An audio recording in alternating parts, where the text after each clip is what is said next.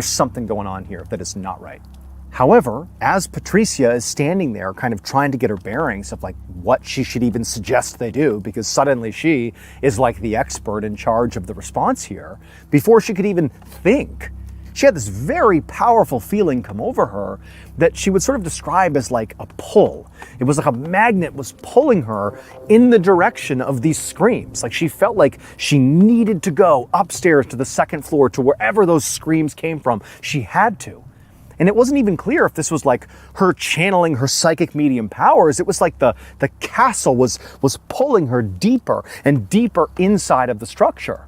And so without even telling Remy and Berangere what she was doing, Patricia just kind of silently turned and began walking almost against her will towards that stone staircase that went up to the upper levels. And now at this point, the castle is deadly silent. All you can hear is the sound of their footsteps as they're making their way over towards the staircase.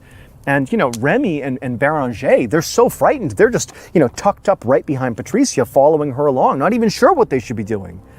And so upstairs they went, and Patricia, again, she's got like this intense feeling that she has to go upstairs. She can't even control it.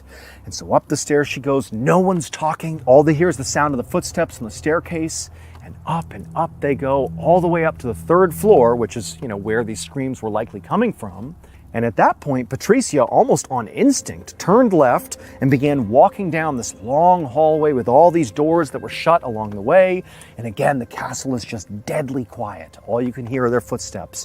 And down the hallway they go, all the way to a dead end where there is a single room that is shut at the very end of the hallway.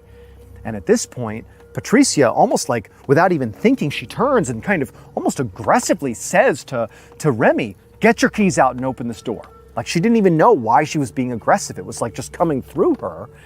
But Berangere at this point, she chimes in and says, the owner of the castle, they told us this is the one room we're not allowed to go in. We've never been inside of here. We can't go in here.